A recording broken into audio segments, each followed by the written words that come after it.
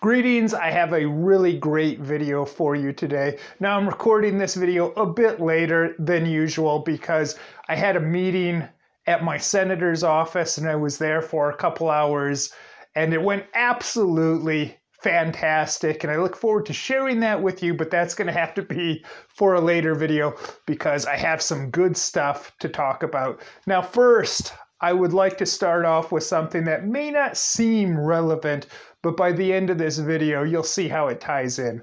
Last night, I was watching MTV Classic music videos. I'm not a huge music fan, but if you've seen my other channel, you know that I'm a visual artist and I love to watch music videos. I love to see the visuals, even if I don't like the music at all.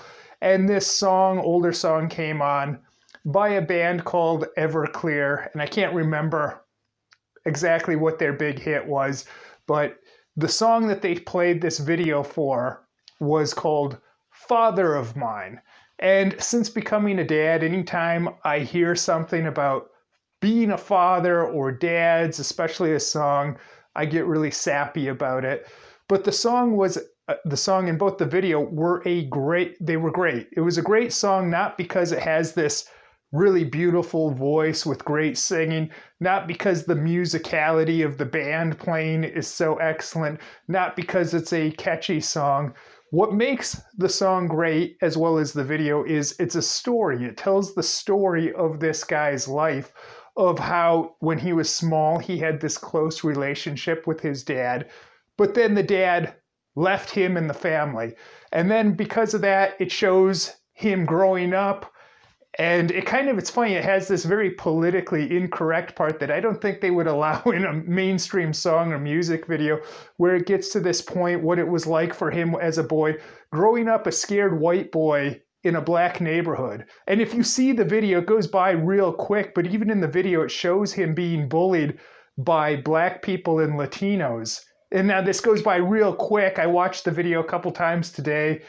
It's like a second, but it's in there. And that whole line, because it's very politically incorrect, of course, because it acknowledges that, hey, black neighborhoods are not necessarily safe, and these people are very often racist to people that are different from them, to outsiders. But the whole song was great. It tells his growing up to the point where at the end it shows that he has a wife and he has a kid and kids, and he's never going to abandon his kids the way his dad did to him. And essentially it shows you how it can screw someone up growing up without a father. So one of the things that I think helps me become a better father is not just hearing about great dads, but hearing about bad dads and how it screwed up the kids, because it shows you how to avoid those mistakes. Something else that's kind of funny, I think I've actually met the guy that sings that song. I met this one guy that looked a lot like him. Very briefly, I met this guy at a party or something, and he said, hey, I want to play a little joke on a friend of mine. I'm going to be having dinner with him this week at such and such restaurant. I'll pay you $150 if you just come up and say hi to me and, reference something else that we knew each other from somewhere else. And to me, I was real young and I was like, $150 just to go say hi, and act like I'm randomly running into this guy. That's something I'm going to do. But he had the dyed platinum blonde hair like the guy from that band. And I was like, man, he looks a lot like that guy. But I go to the restaurant, and it's a very dimly lit restaurant. And this other guy I only met once and very briefly. But I see these two guys sitting at a table in this restaurant having dinner, and I say, oh, there he is. And I go up and I'm like, hey, Frank, what are you doing here? And the guy's going, I don't know who you are. Like, what are you doing? And I'm thinking, why is he flipping the script of what I'm supposed to do? Now he's acting like I don't know him. I'm like, come on, sure you do, Frank. It was fun running into you at that party last week and now running into you again. And he's going, I don't know who you are.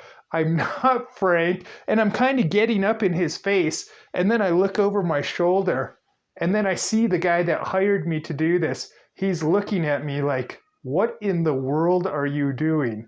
So then I go over to his table and I do the whole spiel again. But I think it was actually probably the guy that from that band that I went up and accidentally harassed him. But now anyways, to get to the gist of this video, Elvis Presley's grandson just died, just committed suicide. And actually, John Travolta's wife, I just found out, died of cancer, sadly.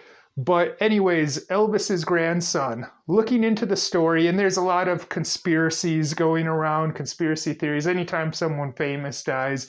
And this guy, he was 27 years old when he committed suicide.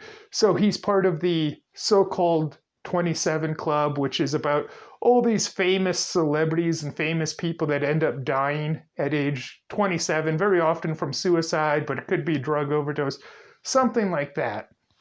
But I don't have any fancy conspiracy theories for you. I have my own theory about this, and this is, of course, just speculation because I didn't know this guy. But I think that this is something that we really know deep down in our minds and our hearts to be true. I believe that growing up privileged, and privilege is a word that's often thrown around and very overused these days with who has privilege, but growing up rich, having that privilege, growing up with an easy lifestyle is not something that's good for you. And I know a lot of people that are like me when they're a new parent, you worry about, oh, how will I be able to provide for my kids to give them the proper life? But here's another example, and there's a lot of other examples out there. Kind of like several months ago, I did a video about the son of actor Ron Ely, who played Tarzan on TV in the 60s, and his son was the quarterback of the football team at Harvard, ends up murdering the mom, trying to blame the famous dad for it. The whole situation, that's a whole big mess. This is kind of a similar situation, I think. When you grow up with an easy lifestyle, it's not good for you. It's can be very bad, as we've seen time and time again. And when you think about it, they say the pursuit of happiness. But I've also heard other people say, this is very true, the happiness is in the pursuit. It's not the pursuit of happiness necessarily, but you got to understand the happiness is in the pursuit. And people, even thinking about from my own life, you can see I have some of these fancy trophies from years ago. I don't want to talk about things that happened so long ago, but when I think about my happiest moments in my life, it's when I was working towards a goal to achieve something, striving towards it, not even necessarily achieving the goal, winning the championship or whatever, but working towards it with that, how exciting, how thrilling, and how fun that was, and having a life purpose. And a lot of these kids that grow up with everything kind of handed to them, too much like their parents have a lot of money and give them often whatever they want. They don't have that life purpose and they have that easy upbringing, but it ends up destroying your life. So this is something that we have to keep in mind as people, that we can't necessarily be so envious of other people, which envy is really a very bad sin anyways, which is closely related to coveting. We're certainly seeing a lot of coveting going on right now with all these riots, people breaking into the stores, looting, that kind of stuff, coveting, or having envy of this people. Hey, this person has this, why not me? Even though there's probably a good reason for that. But you can't get too much into envying, and you can't just want an easy life. Often that's going to work out very badly for you, especially your kids. So I want to leave you guys with this, but you guys can leave your thoughts down below. I wanted to be respectful during this video. My dad is a massive Elvis fan, and they say heavy is the head that wears the crown. Elvis, of course, was the king, and my dad talks about how he's probably the most loved man to ever live. Jesus being number 2, because not everywhere in the world has Jesus or believe in Jesus, but as my dad says, everywhere has Elvis. So growing up with that kind of pressure, that kind of thing, like being compared to this iconic guy, possibly the most loved man to ever live, that's got to be rough. But you got to keep in mind his mother grew up without a dad.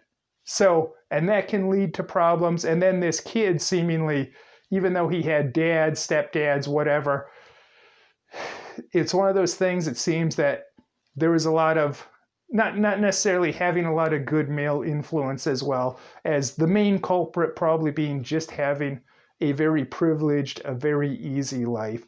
So I hope this video helped you out. I have a lot more great things to talk about you in the future, but some of those are going to have to wait.